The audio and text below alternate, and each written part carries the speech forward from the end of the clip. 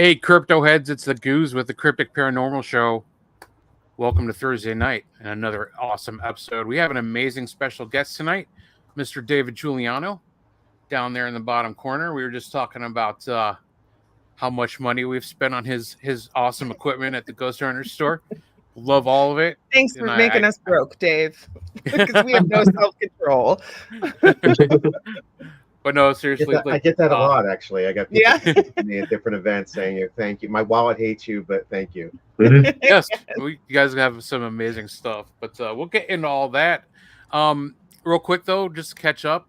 Denise, how's it going? Heisenberg, how's it going? Great. Hot as hell, but it's good. Yeah, you guys doing all right with that? Yeah. I went swimming today. Oh, Heisenberg just... Oh, there he is. That was weird. Okay. Yeah, it's been a scorcher. Thank God for air conditioning. That's all I got to say. Mm-hmm. So, but yeah, so Dave JULIANO is our special guest tonight. Dave, we always kind of just ask the first question is pretty much the only scripted question we have, and then it just goes wherever it goes. Goes off the rails from there. Off the pretty rails much, immediately. Usually. But just curiosity. We love to know everybody's origin story. How did you get into the paranormal research, this crazy stuff that we love? I was 3 years old. I woke up and there was what looked like a little baby or child in my bed next to me. So I ran and woke my dad up, and he told me to shut up, go back to bed. I walked back in, it was still there, grabbed a pillow, just jumped on the bed on top of it, and probably passed out at that moment because I don't remember anything until I woke up in the morning. Oh. And that just started me seeing things from that moment on and never stopped. So growing up, when I did, there was no reference to ghosts really, except for in horror movies and a scary thing where they're trying to attack you. So I was terrified. No one believed me in my house. I was the only one that really saw anything until I was about 17. Wow. And then I had people come in or neighbors and people mention stuff and started talking to me about it. And I think my mom took it a little more seriously and said, one time that's happening, wake me up and I'll come in and see if I see something. And after that, she believed me because it did happen. She didn't see anything, but she said by looking at my eyes, she could see I was definitely looking at something that was moving. She could just tell. And by my whole mannerisms and facial expression, she knew that I was definitely, engaged with something. So, but it just never stopped from there. And the last thing I wanted to do was paranormal research, and definitely not demonology stuff, because I had experiences when I was a teenager in that house with that too. But, here I am. Totally against my will, drug into. When I started the Shadowlands, actually back in 1994, was the very first paranormal website ever. Oh wow! I reached out to people looking for just simply people who knew or had other experiences like mine. I think when we left off, last time we updated it, there was like over 16,000 personal experiences on there. That's cool.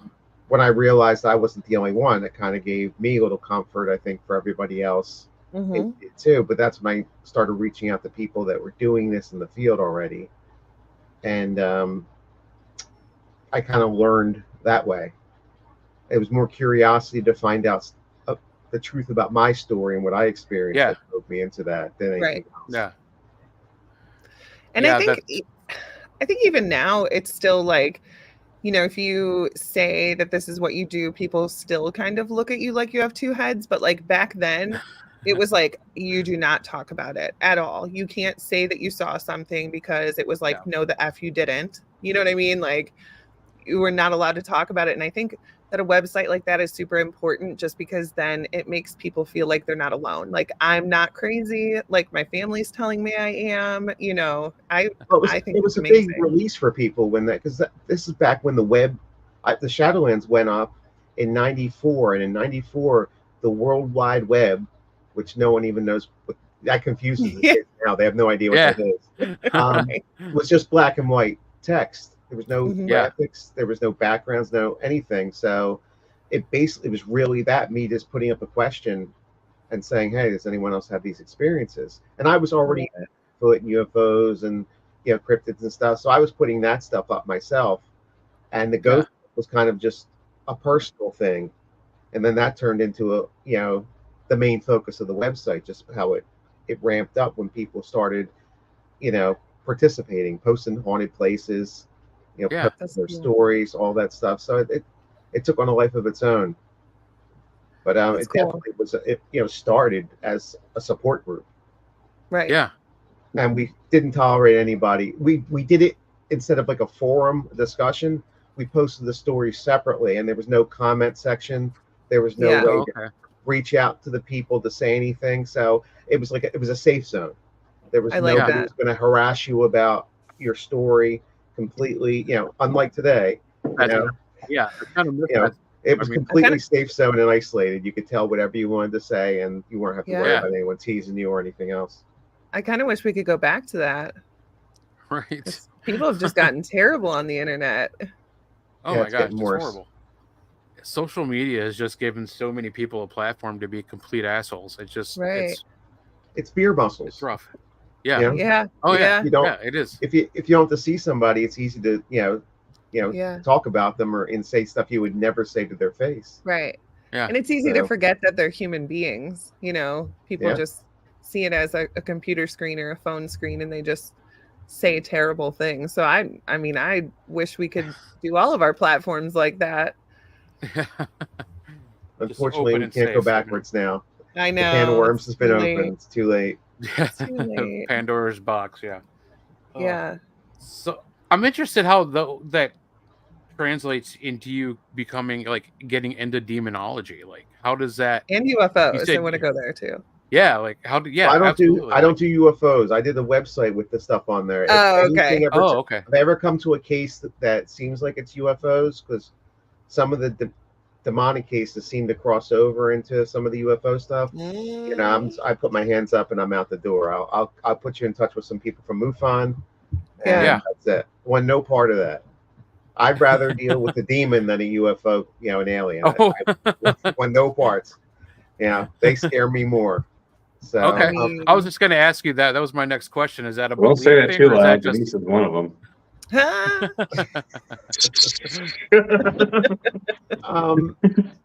I didn't want to get into it at all. The first person that came onto the Shadowlands to help me answer questions, because I didn't know, happened to be an investigator that was working with the Warrens. And so because I had bad stuff happen to me, growing up, I was asking questions to him, and he was giving me more answers, sometimes more information than I really wanted to know.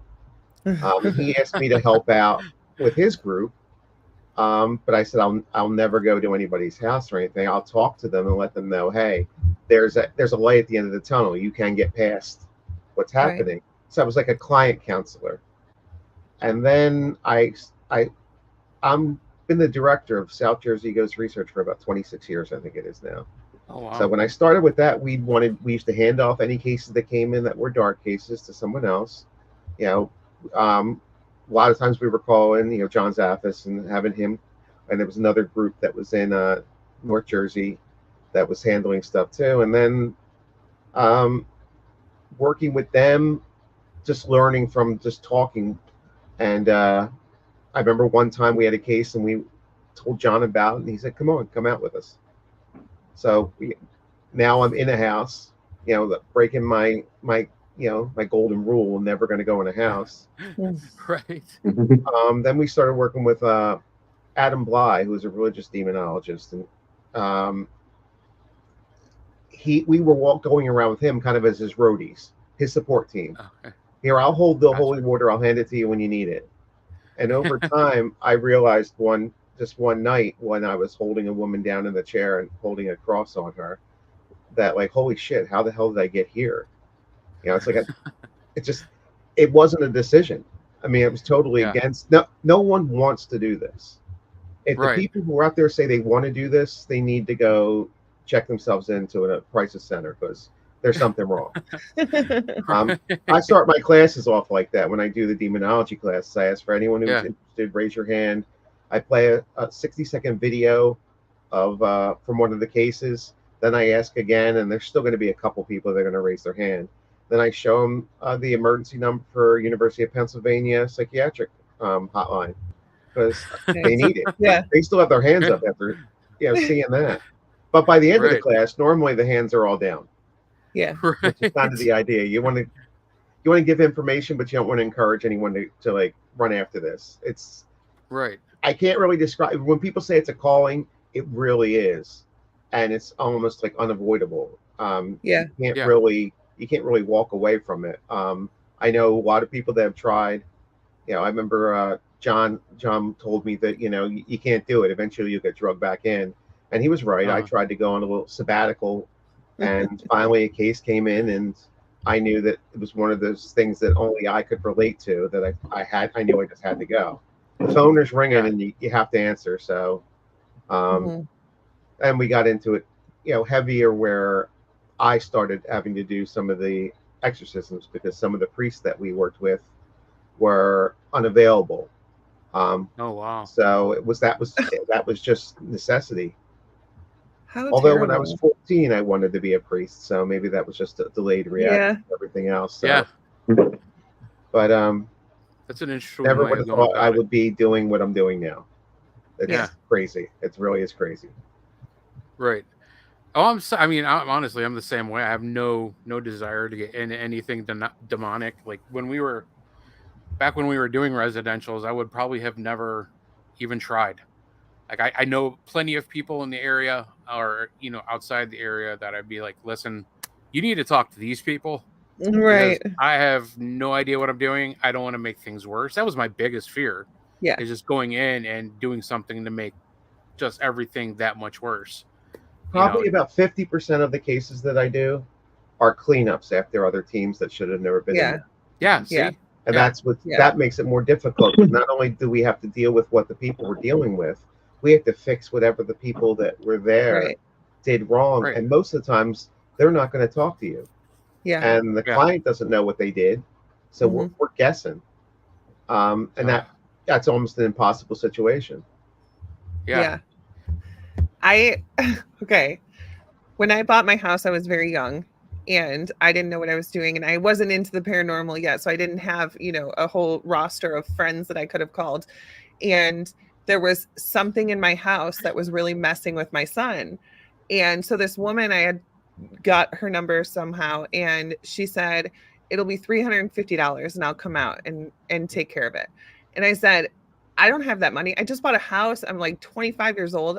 I can't do that. And she was like, okay, well, go to the dollar store, get a religious candle, light it and say, this is my house and you're not welcome here. So I did that. And it got so bad in my house. Like cabinet doors would just open in front of me. My light switch turned to a point where it was like, bzzz, like just electricity. Like it was so bad. My kid was seeing a man with horns, like a goat, in my house. And I was like, what did this woman do? So ever since then, anytime somebody's like, hey, can you come to my house? No, because I've seen firsthand what you can do if you go in there and you don't know what you're doing and you just mess it up and make it worse. I'm not. Well, there's people that watched a couple TV shows and read a Right. book. They're out at expos and paracons with big banners saying they're a demonologist. Yeah. Yeah. I need to start using the D word. I guess probably about 3 or 4 years ago. I used to say negative, specialized in negative hauntings or extreme hauntings, because the demonologist is such a tainted word now because of all the people running around that they have no business investigating a shed, right? Right. Or Casper. I mean, they have no business doing any of that stuff, right? And they're out there going into people's houses that are having serious problems, right?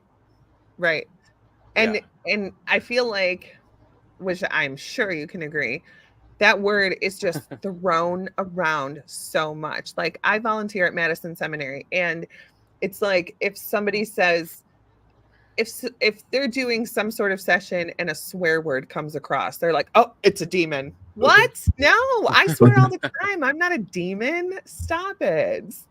I've been called an asshole over the portal multiple times. Wasn't any demon doing that. Probably someone who knew me. Right. I was always assume that, something like that. Right. Especially because that's how I greet people. I'm always like, "Hey, bitch." Right. You know what I mean? Right. That's how they're gonna greet me when I get there. Dale likes that. I love that your quote.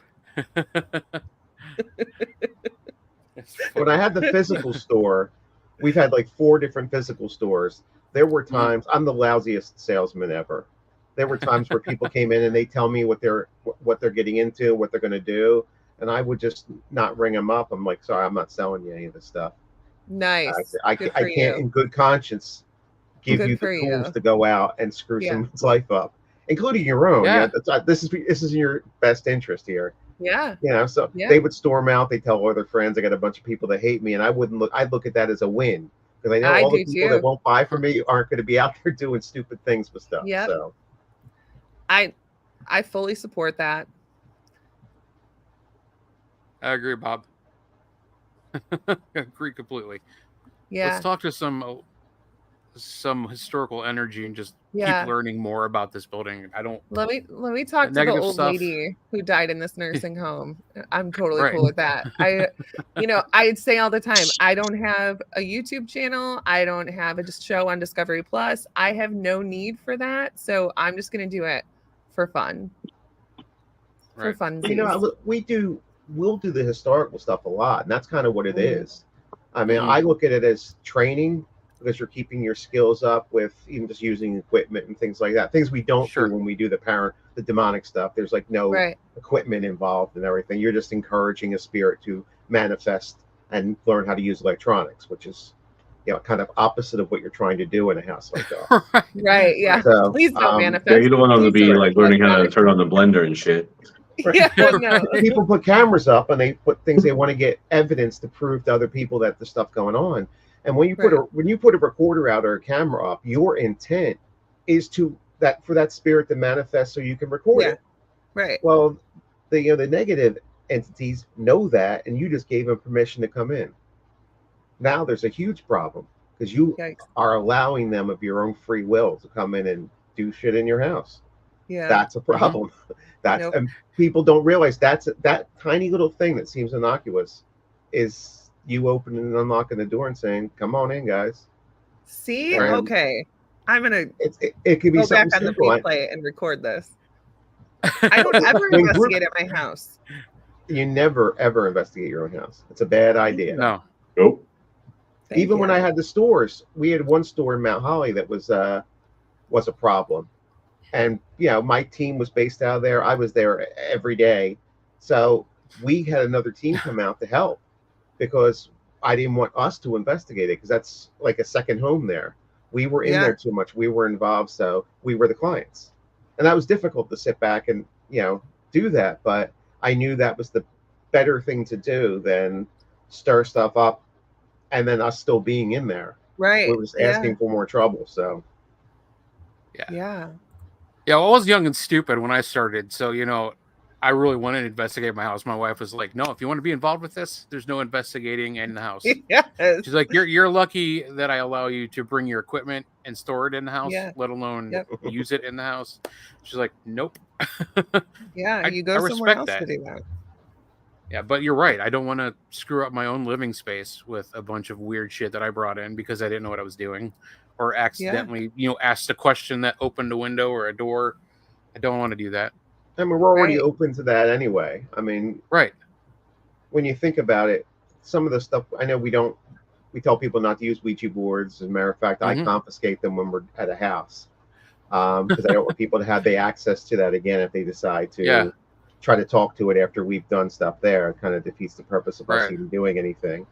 But when we do like EVP sessions or ghost boxes, things like that, they're Ouija boards. They're electronic Ouija boards. We're doing the same exact thing. Right. It's just there's no planchette sliding across letters. Words are coming. And I feel voices are coming to us. Yeah, it's a little different because you're opening the portal for them to use the electronic, not your body and your energy. It's like still that electronic device. Where are you taking it when you're done? You're putting it in your case and taking it home. Yeah. That was you just used that as a portal for something to come through. But then you brought that home with you. Yeah. So it's like going over your friend's house, use the Ouija board in the basement and then leaving, Yes, your hands were on that. Well, now you're taking your hands back home with you. Sure. So you've still had that connection, Yeah. If it was so a what disposable do you do? ghost box. You leave your hands there. Exactly. There you go. It's a no-brainer. So what do you do when you're not just doing a for fun investigation? Like, what do you bring equipment or anything, or you just use your abilities? No, because when we're there, again, maybe we'll use a recorder if we're doing an interview. If we're dealing with someone, a lot of times, if it has to be something where we're going to do like hands-on a person, a solemn exorcism over a person who's a full-blown possession is extremely rare.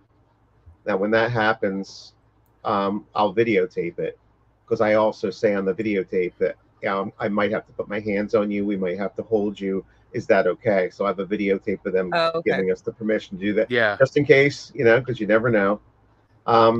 But the rest of the time, when we're doing like cases where it's just oppression, where it's not possession, but whatever is involved is in the house itself, we're going around and we usually start with like a house blessing, but it's a minor exorcism. I do bring the crystal pod every time, no matter what it is. That goes without saying. Absolutely. Especially the midnight edition. It's black and dark. It looks good. Fits into the whole motif of what we're doing. Yeah. Nice. But we're going around doing like a heavy duty house blessing. Not so much using abilities either. You don't want to. I have discernment, which is something you can't control. You can kind of see negative entities as they are, but it's something that pops in and pops out, which is not very convenient at all. But other than that, anyone who's sensitive should not be going in and opening up in a house where you think something's negative. Yeah. Psychics are automatically a prime target because they tend to be more open than regular people. So they're easier to get a hold of. But if you're going in willingly and opening up and trying to feel and communicate with the spirits that are there, you're giving it permission to come into you. Right. So it's worse than inviting it into your house. Right. You're inviting it into you. And maybe it doesn't go into you. It just climbs on your back and you don't know. And you take it home again or wherever else. And then you're confused about what's happening when all these little things are going on bad in your life. And that's oppression. It's not full-blown horror. It's little things to make your life a living hell. Hiding the car keys. We had one house where their income tax checks, both of them disappeared, and they were in two different areas. No. That's very disruptive. A tiny little thing. Yes. It wasn't. Motherfucker stole my charger from my leaf blower. I don't know. I mean, it could have been the kids put it in the shredder. It could have been a million different things. Right. But could it have been something that was the stuff in the house messing with them? Absolutely. Oh my gosh. And that's the little things. That's more of an attack than you're not going to pop out with, a cape and horns and a pitchfork and boo and scare you. Most of the time it's not like that. It's more subtle for the majority. I'd say probably 80% of it is that kind of subtle stuff in the background messing with you. Because eventually if they break you down enough and your quality of life, your sleep patterns, all that stuff is messed up, you start getting a little depressed, now you're an easier target. So and they have nothing but time. And if you don't go that route, you don't break down, they're still having fun. So it's a cat playing with its food. So oh my gosh. So our friend Holly wanted to know. I'm sorry. Go ahead. No, go ahead. Okay. Our friend Holly, I wanted to ask a question. How often do you feel that people think they are possessed are just suffering from mental illness? Quite often. I mean, that's something we do look for. I think it's the other way around too. People who said they're suffering from mental illness might not be. I'm sure there's a lot of people that are out there in, asylums or in hospitals or whatever that are not mentally ill. Right. But that's something we take specific care of. I'm very sensitive to that. I suffer from depression and anxiety, so I can definitely I can commiserate with the clients. We'll sit down and we ask them what medications they're on and things like that, and they'll tell us the truth about that and illegal drugs and everything, but they won't tell us if they own a Ouija board. Then you find it sitting in the closet, eye level, just sitting there where you can't miss it. Yeah. But as you move the crack away from the exactly, it's sitting right behind the bag of cocaine. So that's funny because that kind of actually happened. Oh my gosh! We did find a bag of cocaine. And they were like, "Oh yeah, they did tell us they were doing cocaine. I didn't think it would be like a bag." But no Ouija boards. Yeah, no Ouija boards there. Be worse if they were doing the cocaine off the Ouija board. Yeah. Oh my god. That would present a whole other problem there, wouldn't it? Yeah. I mean, my gosh. That's another thing. I mean, I feel like they do go hand in hand. I feel like people who suffer from mental illness are more susceptible. That's exactly what I was going to say. They're more open. Their will is a little down a little bit, and if they're not conscious of that and doing anything to bolster that, then they are more likely to be attacked. And I don't. If you tell me you're schizophrenic and you're seeing things, you're schizophrenic and you're seeing things. That doesn't mean that's the reason why you're seeing things. Let's go. We'll talk. When we go around, we always ask the medications that they take, and I'll go, look. And so the pill bottles are always out in the open. First thing I do is I look at the date. I look how many pills are in there. You can tell right away if they're taking the pills like they're supposed to. When the prescription's 3 months old and the bottle's still full, you're not taking the pills as required. So I'll sit down and I'll explain, look, you start listen to the doctor, take them as prescribed, give it like a month or two. And if you're still experiencing stuff, I'll come right back out. Yeah. And most of the time when that happens, we never hear back from them again, probably because the stuff stopped. Now, if the stuff's still there, maybe some of it's there. So now we've eliminated the stuff that may be the mental illness, and maybe this other stuff isn't related to that. So it's a little bit more complicated, but you have to be conscious that the whole time you're doing it, every word you say, every single thing you do, you're messing with someone's balance of the depression, the anxiety, whatever else it is. And it doesn't take much to tip somebody the wrong way. You are responsible for that person's mental health now. And if anything goes wrong, anything bad happens, you are responsible for that. That's a big responsibility. I mean, they're definitely going to blame you. Yeah, that alone should be a reason why people do not want to get involved with the demonic cases, because it's not as easy as it sounds. Oh, you want to get involved in any cases, right? I have a hard enough time regulating my own mental health, let alone like trying to balance somebody else's. So it's like another reason I just don't, Well, when I sit down with them, I like being able to say, "Hey, look, I know exactly what you're going through," and I explain what. Okay, I've even had like medication talks. It's like, "Oh, did you try that one? Because that didn't work for me." Things like that, and whatever wall they have built up, thinking you're already not going to believe them. That comes down completely because they know that you understand how they're feeling and how they're, how they see their environment and how they feel. And that enables you to have another little, a little in getting past some of the stuff they may throw out there that's misinformation because they already think you're just going to think they're nuts. And you have to be willing to put that kind of time in though. And open it up and not just run in, smudge the house and run out and say, "Oh, look, you never hear back from the client, so you think that you did, a great job." Right. And no, you didn't. You made things worse, and they called us instead. That's why you never heard back from them. Right. The win. You didn't do anything good. God, no, we took care of that. Yeah. Exactly. Out of sight, out of mind. It looks good from your house, but back at her house, it's not that good. Yeah. Well, I'm not an expert, obviously, but like, I also feel like I've known people who have had mental illness problems or maybe just bad life choice problems and tried to blame it on something paranormal or a possession or something like that. And I feel bad because a lot of times I just like see through the bullshit, but I think it's just easier for people to blame something that's not themselves for things that they have going on in their lives, and they're like, oh, obviously I'm possessed. It's convenient. No. In my experience, a possessed person is not going to say I'm possessed. That's true. That defeats the whole purpose of the possession. Right. You want to take over. You don't want to put out there saying, hey, I'm possessed. Let's call some people to help. Right.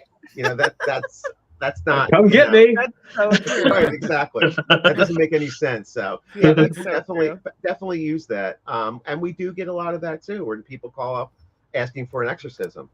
Right. And it doesn't work like that. You know, we have to explain it to them, and sometimes those people they disappear, or they get angry at us, and right away that there was something just not right with that situation. That was more or less either it was an attention thing, or that they were going to use that as their excuse, saying, see, these guys are coming over to do something. I am really possessed. I'm fixed now. Oh my gosh. Right. Yeah. Exactly. Yeah. So forget everything I did in the past. That was the possessed me. Wipe the slate I'm okay clean. now. You're good. Yeah. Oh, is that all we have to do? Yeah. I never thought of it that way. Just treat people like shit for a long time, and then be like, oh my God, I think I'm possessed. And then call Dave, and he'll be like, you're full of shit. And then I'll be like, oh my gosh, I met Dave, and he fixed me. I feel so much better. Yeah, I'm good now. I won't do that anymore. It all makes sense now. I was full of shit. Yeah. I just feel like hey, honey, so I talked to Dave tonight. When I didn't take the garbage out the other night, I clearly was not myself. I was full of shit. That was definitely possession. Definitely possession. I just feel like it's such a hard thing, because so many people throw possession and demons around like it's like, I don't know, just something that happens all the time. Like, it's so rare that people. Well, I would like to say the possession is rare. The other stuff is more common than people think it is. Certain people, maybe. Our cases that come into my group, it's probably 80% of them are what we would consider black flag cases, which usually means it's something definitely negative. Well, I don't know if it's demonic yet, but something definitely negative. And to make it a red flag to black flag, which black flag's the ultimate, there's some kind of assault or sexual assault going on from whatever's in the house. So that's about 80% of the cases now. I mean, I feel like that's different though, because that's what you do. So of course the cases that come to you are going to be. But it's been like that for years, but it's slowly getting worse.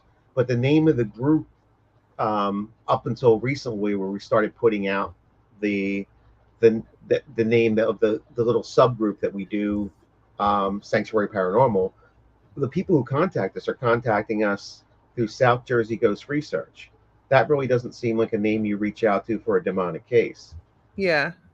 So it's like, how are they finding us? I mean, I get people coming through my website, but we still get a majority of the people coming through the group's website. So I don't know if something's guiding them, or, word of mouth. I don't know how they wind up finding us there, but it's so when you have that and you get 80% of the cases coming in, and they're coming into a group with that name, it might be even worse for people who are walking around and the group's name is, hey, we demons are us or something, and what kind of caseload are they getting? So it's bad out there, and I think it mirrors the current state of the world at any given time. There's definitely spikes because it's energy, and law of attraction, like attracts like. So the more negative energy out there, the more negative stuff is out there. So are we sure there's not a bunch of assholes out there? Like, not demons, like they're just assholes. Yeah. There probably are a lot of them mixed in too. Yeah. Yeah, and I totally agree.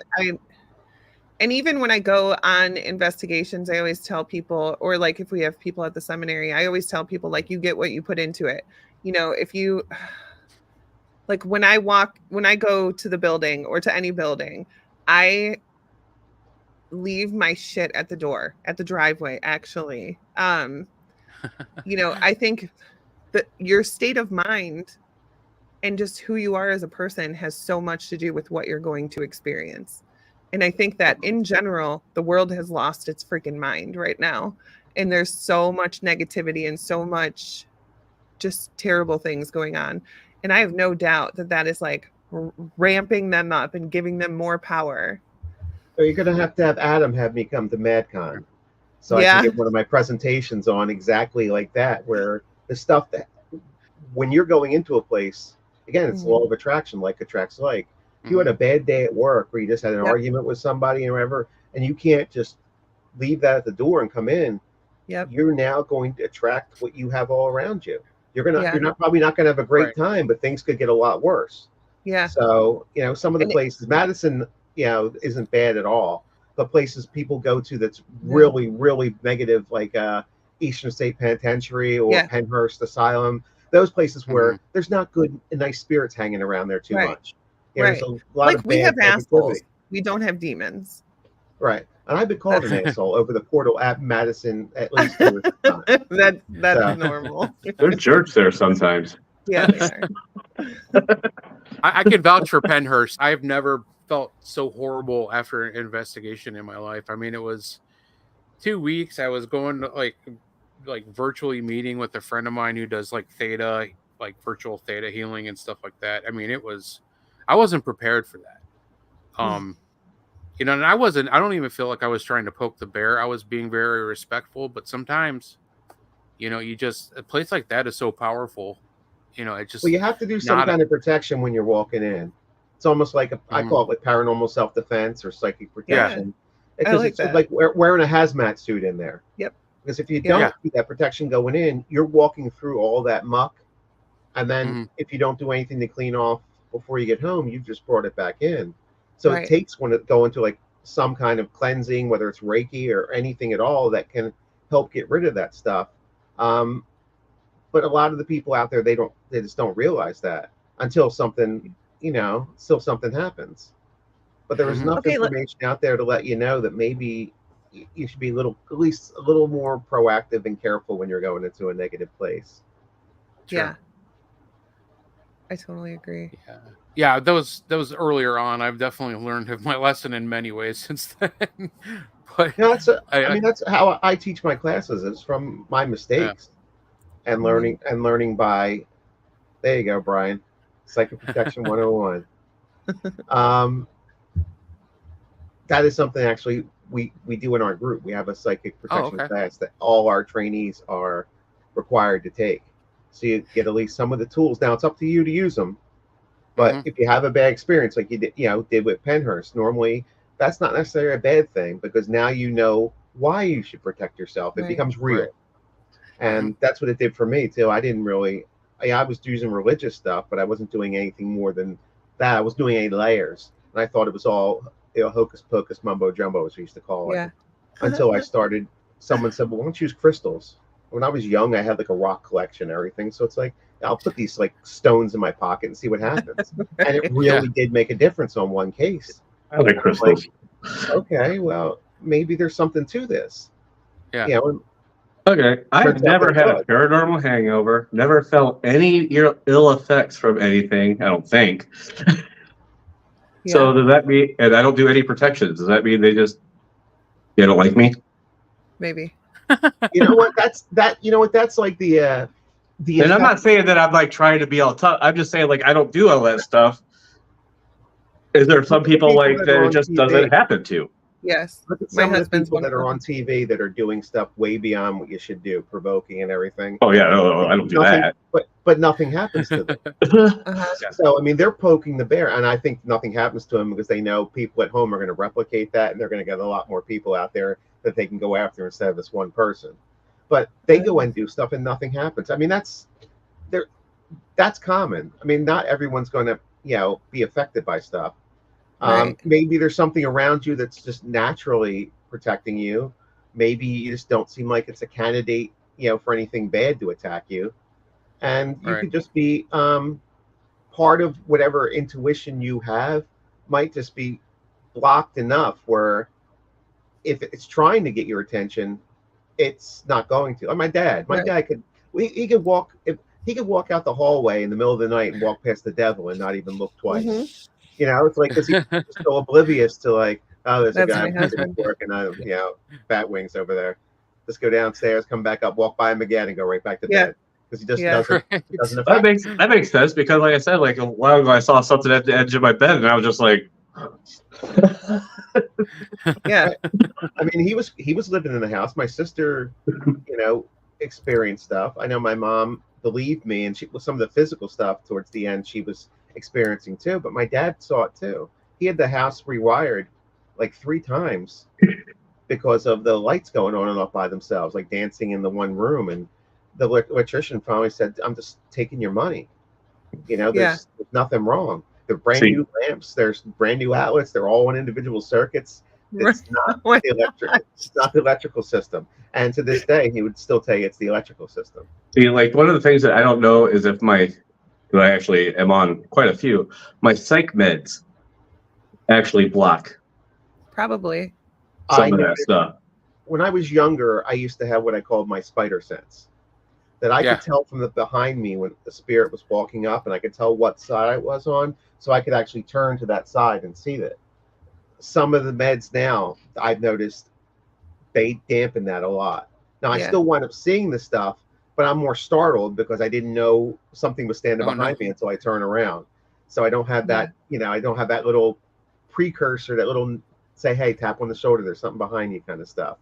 But yeah, I think the medicine definitely, that's what it's meant to do too, though. It's meant to turn off certain things and tweak certain things. And, you know, unfortunately, I would like to have that spider sense back, because I don't like to be startled in a dark asylum hallway. If I don't have to be, I'd rather not be, you know? Right.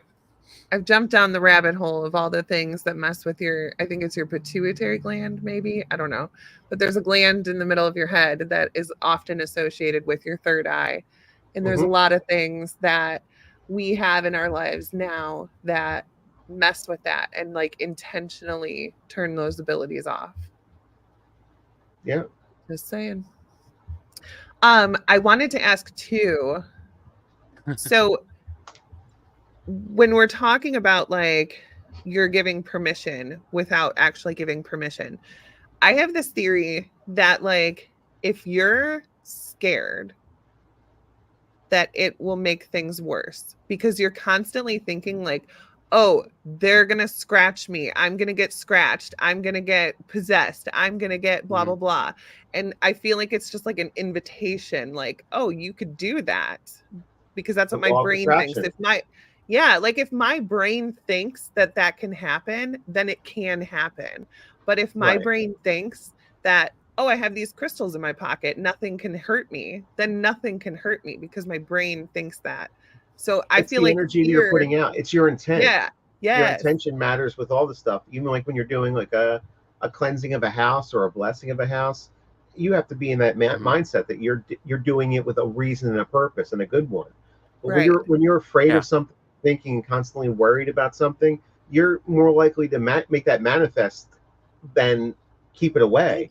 Thank you. Okay. But when you're thinking about the crystals or whatever else you're using for protection that's going to work, and you've got confidence behind them, that bolsters that ability for them to work. Yeah. If you walk around with anything that you don't think is going to work in your pocket, you know, it's probably not going to work. Because you said it. I know it's not true and stuff, but I think I could beat up any ghost that's out there. You know, a piece of wood or whatever it is, it's not going to make a difference. Yeah. I tell people that all the time.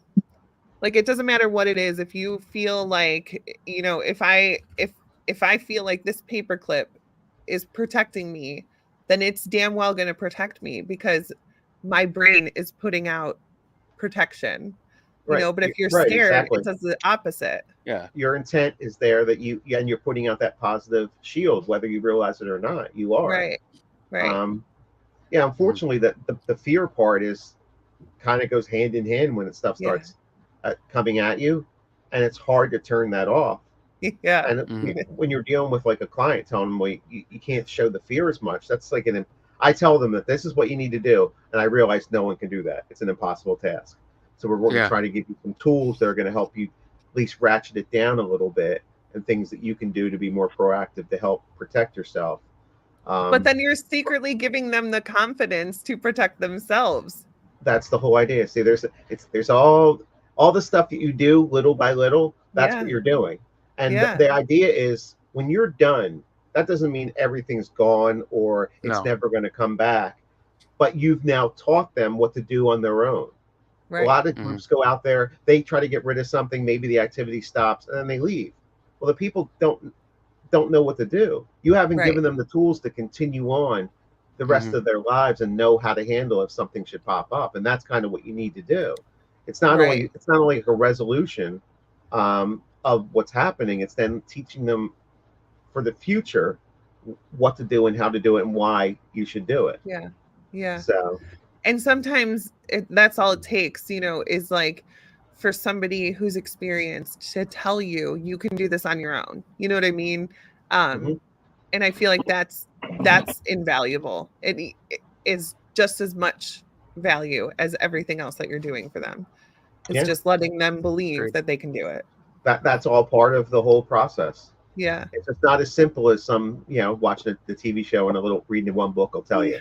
It's a much more involved process. Much more involved. Yeah. Yeah. I just think that and you find Jesus.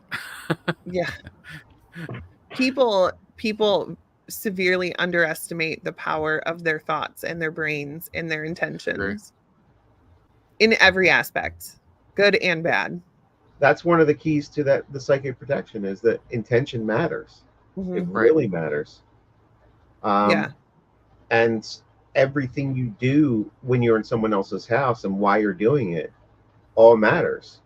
I mean, if you're there and you'd rather be somewhere else, be somewhere else. Right. Don't bother going. Yeah. I don't mind if I've bailed out on cases where I just know, look, I'm not in the right frame of mind. I know that the client's going to have to wait a couple more days for us to come out, and that's going to be horrifying for them. But me going in there making things worse will be more horrifying for them. Yeah.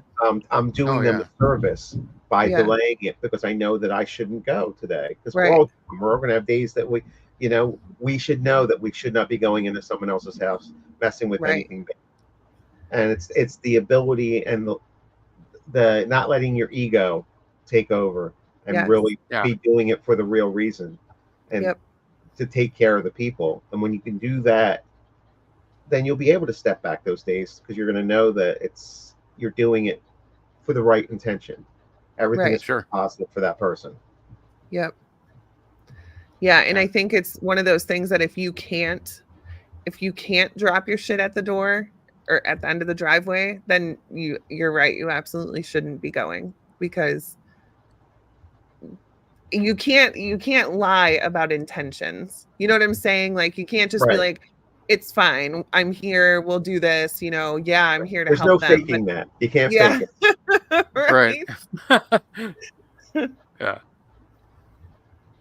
Yeah, most people don't realize that how big of a deal that really is. Yeah. Otherwise, that you're just a body there. You're a body there with the wrong type of energy. Right. So now you're basically a can of gasoline, walking around with holding a match. Yeah. So, and it really comes down to its ego. Yep. That's because the people they want to feel important. Look, guess where I was last night. They'll type on Facebook, guess was at a demonic house last night. Yeah. Yeah, it's all for likes, YouTube views, or it's for another case they can add to their case blog on their their internet website or whatever. It's just or the the YouTube channel. I've seen a lot of people now with it, because everyone has one. They're going into some of the bad houses and filming them for for their YouTube channel. So now, if it really is something bad there, you're now broadcasting that to people that are going to watch that, become really enthralled with that, and that's so almost inviting. That's the guy, the demon's sitting there like, I got your address. I got your address. Making his punch list. Now he's got all these other people they enabled him to reach out to. So I mean, are they also feeding the energy? Like all the people. That's what I kind of feel. Yeah. and like get scared or get whatever emotions, does that like feed energy to I think it does. I think it's like giving them recognition. Yes. And if it's the recognition that's more of a negative nature with like the fear or just the twisted obsession of it or whatever it may be, that's feeding that particular entity, or plus anything around it or anything around you. Yeah. People become obsessed with that stuff where that's all they'll watch is all just the negative stuff. You're creating a negative environment around you. And your intentions show that you like that stuff. Exactly. So you're saying, "Hey, I'm over here. I'm over here waving. Hey, come on, come get me. I'm obsessed with it. Come and get me." Exactly, and then they're upset when it does, and wonder why. What did they do? I don't understand. Well, the book didn't tell them about that. Yeah. And the TV show didn't tell them about that either.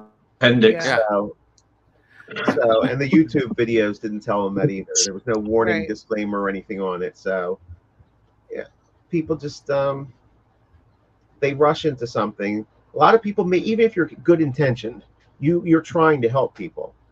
Our first thoughts are to ride in like on the white horse and be the hero. Yeah. And that's the worst thing you can do. Rushing out to someone's house right away, trying to help them. You don't know who the people are, anything about them, anything about the environment, the house, the land, or anything about the spirits and what they're doing. How can you go in there and think you're going to be effective? You have zero knowledge of what's going on except for the little brief thing that the person told you on the phone, and then you're there in that environment. That's ridiculous, and it's dangerous. So what does the process look like for you? Like, say I got a hold of you on your website and I was like, I think I have demonic activity here at my house. Like, how long would it be? Do you do like many hours of interviews, or we explain it right from the get-go about how that we're just not going to rush out, because there is no cookie cutter approach. That we're going to everything we do is based on everything that they tell us. We get a questionnaire.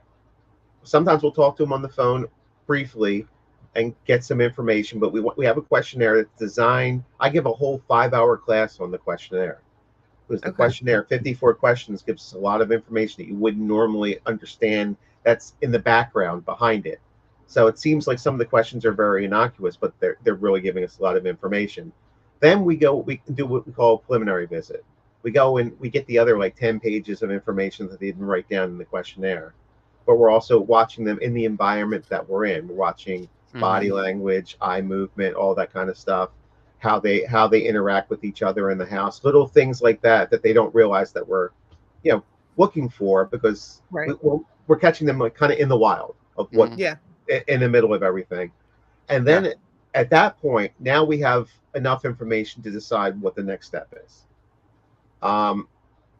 More often than not, the next step will be some kind of a house blessing. Kind of is a minor exorcism. If you read the words on a lot of stuff, even like people don't listen to words when they're at the house blessings, even like baptisms.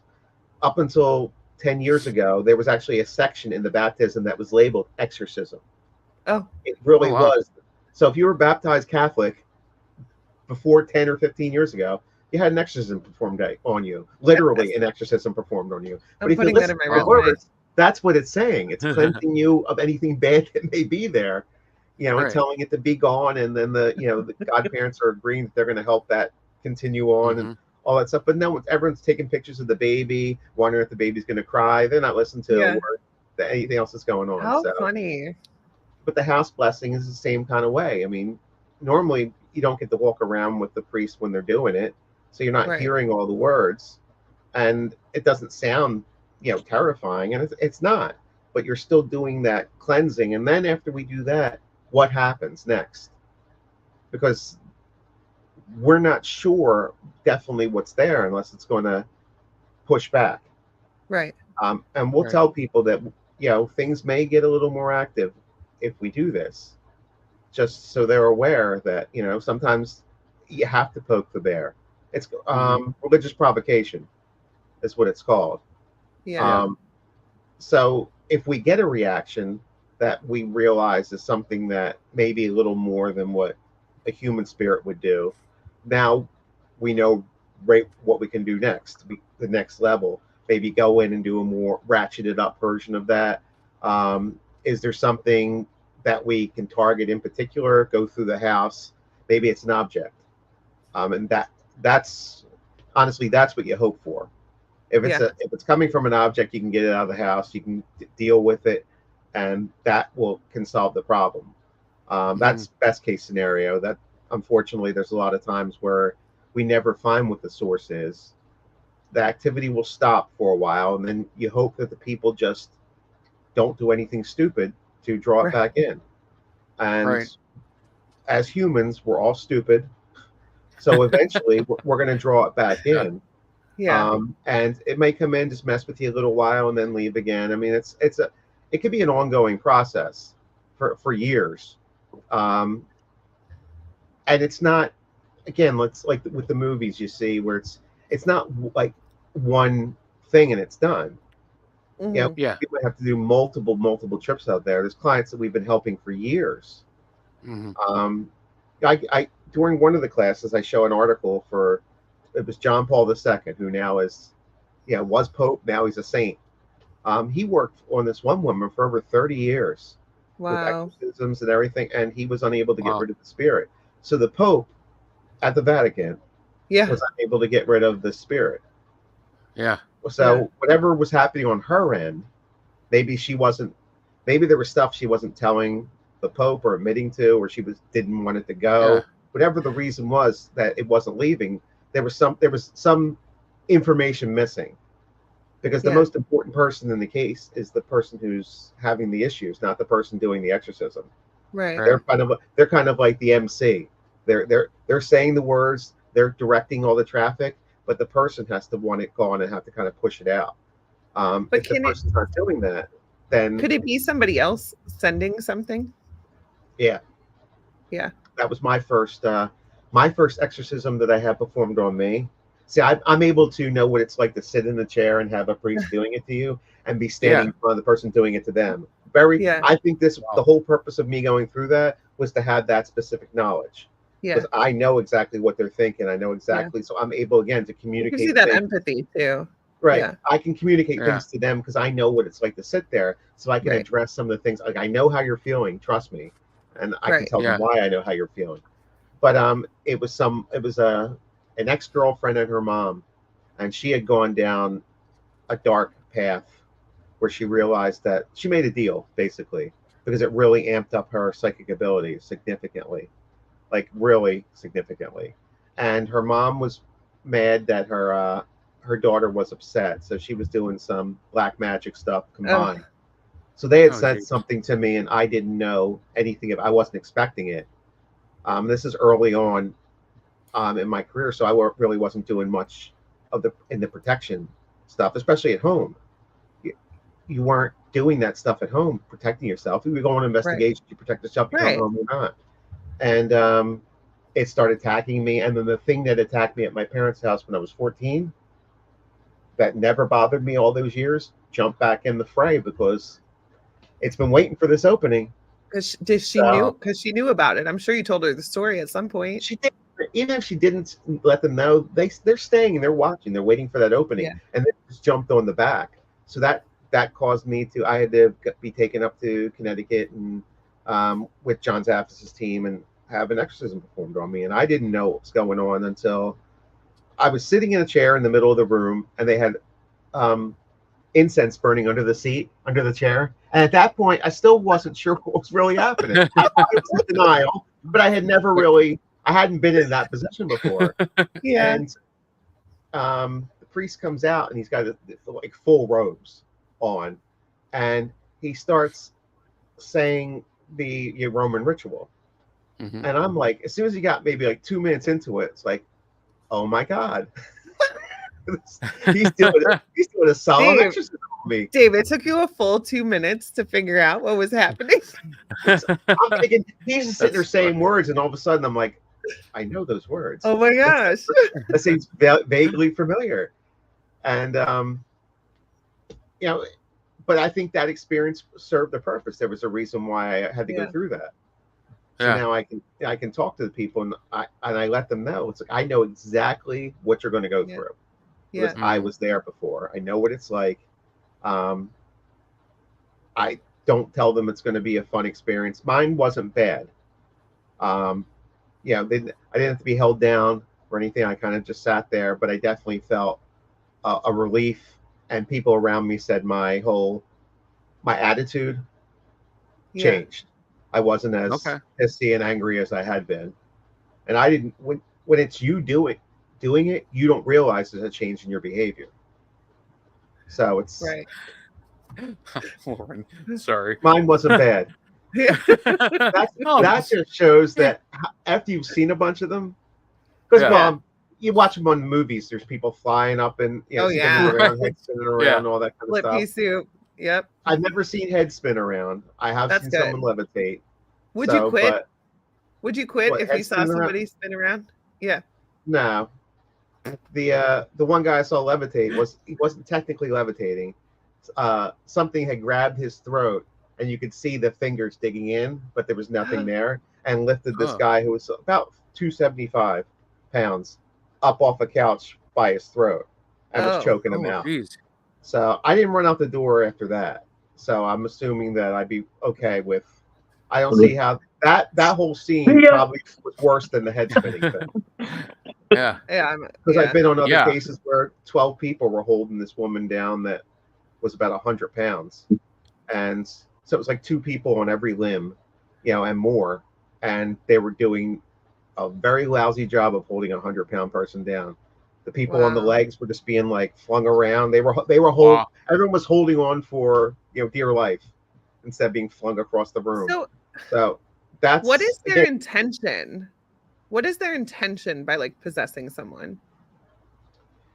I think it depends on each situation. That's why it's hard to rush in and just have a game plan before you learn more about it, because it's a different person, different spirit, different location, and even different things in the location. The backstory is different of the person, so you have to have all that information to decide what is the motive, what is the ultimately. So it's different every time. I was trained that the motive is death, and I don't know if that's always the case, because to me that would take all the fun out of it for them. Right.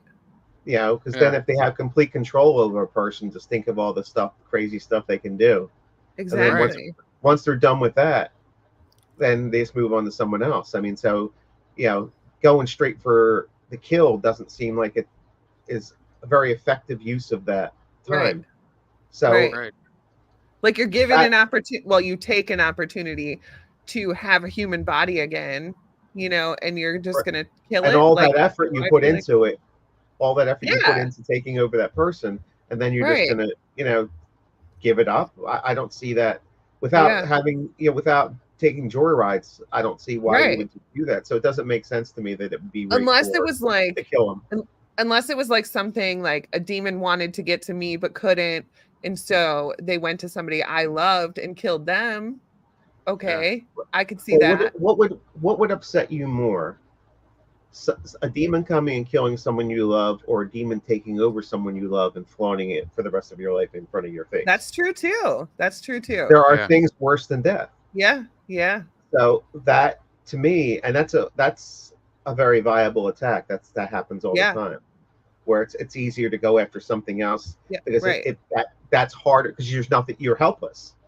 When it's you, at least you feel like you have some control over where you can fight it potentially. Right. When it's not you, you're kind of you're out of that game. You're standing on the sidelines, having to watch what's happening, and that's that is also now, because your intentions, your willpower, and because you're upset, grieving, all that, whatever's going on, you've lowered your shields. And maybe that was the whole idea, that now you've been always protected, you've been doing all this psychic protection, everything. Now all of a sudden you're not, and you're not expecting it to jump right to you, and that was the whole idea to begin with. See, so, that's more likely than like and that's the whole I'm thing. Jump in this body and what kill the intent is. It's it's hard to say. It's really, I tell people when you're doing cases, never be on any that you go, oh my God, this is just like this other case. I know what we did there. You already screwed up. Because it's different people, different spirits, different locations. Right. You have to start from the beginning again. And even when we get new information, suddenly a client remembers something, or remember something they didn't tell us, or we now take the new information and we go back to the beginning and reevaluate everything with that new information, because that may change our view on every single thing that we've seen. I am great for the one-liners. It's a great way to teach people. You think like serial killers are like demon joyrides then? I think that's there's probably a lot that were. I would think. Yeah, definitely. That's what I'm saying. If you're gonna jump into a body, you could go around killing a bunch of people. Right? You know They're like, so like a serial killer is like a demon joyride. To me. Yeah, that makes sense to me. Or like just general wreaking havoc of the world, like things that you can't do without a physical body. I don't know. I just don't feel like death should be like. There seems to be like some kind of rules, and this is how another thing I was trained, that they can't kill you.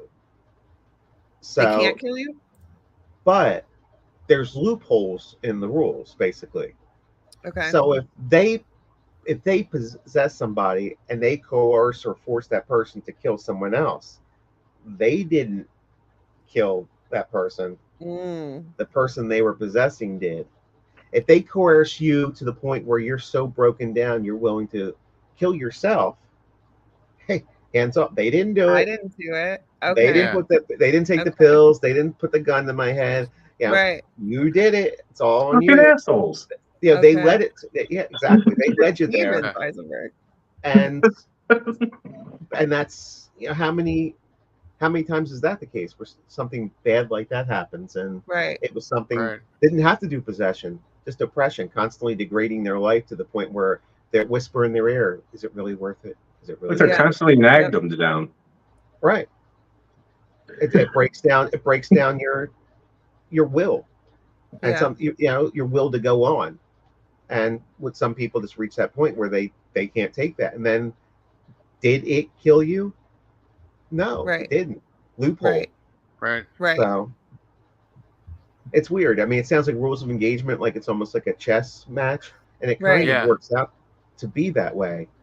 Like when you see the movies, and some of the prayers do actually say that you must leave, you must go, you're commanded to leave. What's missing from those statements and all of them is when. When do they have to leave? Yes, they do have to leave. But it could be 100 years from now. When? Now, it's the idea of doing the exorcism is putting enough pressure and making them feel uncomfortable and calling in additional help, to get them to be uncomfortable enough where this isn't worth it. They can just easily go find someone else. So they'll vacate because they can go be unharassed someplace else dealing with someone else, as opposed to being actively targeted by somebody, which is what basically we're doing. We're trying to wear them down to where it's not worth it for them to stick around. Okay. It's so fascinating. It's just weird how I didn't believe it when people were telling me about the rules of engagement. Kind of sounds ridiculous. Yeah. But there definitely seems to be some kind of like rules to it. But the rules mean there's loopholes to the rules, and of course they're going to take advantage of that. But I think going in knowing that gives you a little heads up. Like first thing we'll tell people is like there's no magic pill. We're not coming in going to wave a wand around or come in with a collar and spread some water around and or like those people at church, how they touch your head and you're healed. Your demon's gone. I'm sure there are many that it's a one and done case, but for the majority of them, you have to be willing to spend the time. You're going to be involved with these people for a while, and they need to know that from the very beginning, because they need to know that they're going to have to be engaged for a long time, and there's no easy way out. They can call someone else. If they call someone else, we have to back out because I don't know what they're going to do. Right. And I know a lot of teams out there now, that people that are legitimate demonologists, once they involve another team, they're out and they're never going back. Don't call us again. Yeah. because they're not going to try to reverse engineer what that other team did. I was going to say they messed with some, they messed up the whole system going there. Right. And you have no idea. You may never find out exactly what they did, or even if they tell you what they did, do you know their intent when they were doing it? Right. They might not even be able to verbalize that. So, yeah, what really did they do wrong? They can't even tell you. So, I'm not at that point yet. I'm not that jaded where I'll still try to go out and still help. But I know a lot of the people who I worked with in the past, the guys who've been doing it a lot longer than me, they've all got to the point kind of where it's like, hey, we're giving you information. You're kind of like, this is what we need to do. We can't tell you how long it's going to take. Do you want us to come and help or not? And you agreed, and then you get impatient. You want someone else to come out. We're out. We're done. Yeah. So. Sure. I mean, I get it. So I have one more question, and then Heisenberg is going to have a question because it's a little past that time, but I don't care because this conversation is really interesting. Sometimes you just got to go. You got to go where it goes. But how do you define demon? Is it just a Christian-based belief, or do you believe that there's different levels, different kinds of demons? I mean, what is that for you? I know it's not just a Christian thing. I don't know how. Almost every major religion has a form of what we would consider exorcism. Mm-hmm. There are beliefs. There's demons from other, like jinn, for instance. That's that's more of a like Middle Eastern kind of, whether it's Islamic or other cultures out there. That's kind of what they would call their demon. There's ones for all different cultures, and they have to be treated with the way that culture would treat it. Like with Native American stuff, I guess is the easiest way to like explain it. They don't have demons per se, but they have like negative or not good spirits, and you know that they would need to appease or something like that. So they do their own rituals. We couldn't go in and do one of their rituals and hope it's going to work. I know that from doing one of their rituals and it didn't work. When I back at younger days where I thought that again, I can pick up the book and read the ritual. Why wouldn't it work? And you just all you do is aggravate something and make it worse. So you have to know when to call in other people. I've been involved with a Hindu ritual where we actually had someone that was Hindu come in to do it. I've had a case that it was involved voodoo, but it was the hoodoo is the bad portion of voodoo. Oh yeah, like the black magic portion of it. It involved that, and I don't know anything about that. There's happens to be a voodoo church in Philadelphia, so I contacted the people there, and they took over the case. So knowing where to put people, I'm automatically acknowledging that it goes well beyond Christianity. I don't know if there's the Christian demons and other demons. Are they all separate? And this is a question I've asked tons of people, priests, other people that I was trained under, or are they multitasking demons?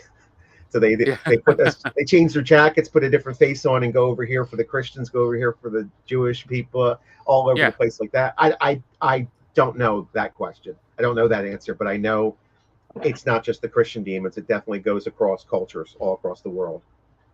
Yeah. Cool. And that's the general feeling that I had too. I'm always curious on how different people view the word demon and what it means, and the cultures because of the movies. Again, that's why everyone knows the word exorcism basically. Because of The Exorcist, everyone knows how some of the prayers. Who doesn't know the power of Christ compels you? Right. I mean, there's a certain wording that's in some of these prayers that you've heard or seen on TV shows, seen in movies that people, but it's always associated, almost always, not just with, more or less, with Roman Catholics more than anything at all. So it's not just, the people are just more aware of that. There are a couple movies out there. I know the Dybbuk Box was one, and there was another one that actually showed a Jewish ritual. And it wasn't exactly the Jewish ritual, because I know some things that they were missing, because you're not allowed to see it. Only the rabbis can be there when it's happening. I just know that certain tools they use were absent in the movies, so I know they weren't doing it completely legitimate, but probably had some little bits of truth in there. Just like even the exorcisms for the Christian ones, they're not exactly like they really are. They change stuff for theatrical, impact. So yeah, for sure. But the Hindu one, and I'm trying to think if there was, and the voodoo one. They're the two ones that pop in my head right away that kind of made me realize that okay, you are dealing with other deities, you are dealing with other belief systems. Whether it's our creation of our imprinting them on these just generic beings, and they'll be whatever we need them to be to come and attack us, or there are genuine different groups of entities that all fall in the demon category. That's a fun rabbit hole. I don't know. Yeah, that's one of those ones you'll never know the answers to trying to think about it. Yeah. Right. It's just bad. Yeah. No matter what it is. It is super interesting. We've talked about it plenty of times on the show too. Like, there's people who say like, oh, that's not real. Well, like, explain how cultures all over the world, when there was no internet, there was no international mail, there was no TV, there was no nothing. All of these people have the exact same stories with different character names, so obviously there's some truth to it if every single culture around the world has the same thing. Right.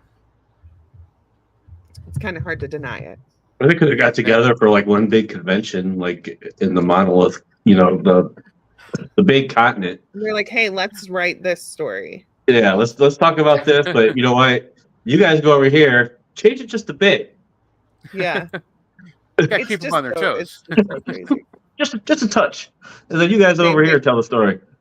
Same thing with aliens, Lauren, but I didn't want to bring it up because I didn't want to scare Dave. That's right, yeah. I would just click exit right now. I would usually too, but now I'm getting used to them since, you said everything. Yeah.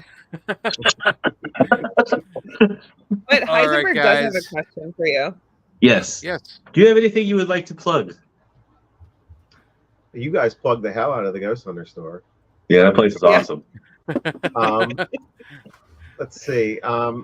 Honestly, if people have any questions or they need any assistance, even if they're not in my area, I can probably hook them up with people that I do know in various, or find them someone that's reputable close in their area if they're having any problems with something they may think is more negative. So 2 addresses, and they're both difficult because someone stole my original website address. So it would be dave-juliano.com or davejulianodemonology.com. Either one goes to the same page. And then you get to send me messages right from there. And, or on Facebook, honestly. You go on Facebook, I always have my phone in my hand, so I'm answering stuff there. And, usually night and day. So and if you're a group, do you have a case that you think that you might need just help with, even if it's just a long distance consultation, I'm happy to do that because people did that for me. Tell him to plug his Hillview event. There you go. Lauren. July 27th. Lauren, do you have anything you'd like to plug? July 27th at Hillview Manor. I'm teaching a Ghost Hunting 101 class. Awesome. I actually coined that phrase, Ghost Hunting 101, back in '94. Nice. So I've been teaching this class for over 25 years. I think I bought your book at GhostHuntersStore.com. Yeah, the Ghost Research 101. Yep. I'll be teaching that class. Then at night we're doing an investigation at Hillview Manor. So there's still tickets available for that. It's like it's hauntedhillviewmanor.com. Got it. All right. That's so cool. Make sure there's nothing else, Lauren. Yeah. Check with Lauren before we sign up. That's right. Don't want to hang. Thanks, Brian. Well, Brian is a former member of my group. He was with us for a long time. Cool. And EVP master, the stuff he used to record, sentences and everything, and replies pretty quickly. I mean, it was like, and back when that wasn't happening a lot. So they loved to talk to him. Some of the stuff he got was just crazy. That's very great. cool. I'd love to hear some of them. Well, thank you so much, sir, for coming on tonight. It was a great show. You know, for a guy who I just like met for a split second in the elevator at Parapsychon and asked real quick, "Hey, would you be interested?" Because that's how I do it. I don't. Yeah, come on You our have show. to come That's on what it our was. show. Yeah. But thank you so much. For anyone with podcasts out there, if you ever want to get a guest, just corner them in a tiny elevator. Yep. Until they say yes. Yeah. Yeah, it has to be a Parapsychon though. Yeah, Yeah. Parapsychon. And the slowest moving elevator in the world. Oh my god. It's either that or New York, because those are where the slowest ones are, I swear. I mean, that's where I met some of the coolest If you want to people. do this again, just let me know. Okay, awesome. I can just keep on talking forever. I'm never going to run out of stuff to say. Awesome. So, we'll have a part 2. Yes, we definitely shall. All right. Awesome. Well, Crypto Heads, thank you. Whoa, go ahead. What? Oh, yeah. The big thing. Don't be an asshole, guys. There it is. Don't be an asshole. Good advice. Love you guys. Thank you guys so much for tuning in. Next week on the show, we have Vince Kellyan coming on, the urban investigator, good friend of ours. But again, Dave, thank you so much. And Crypto Heads, we'll spook you later. Bye. Have a good night and good weekend. Take care. Bye-bye.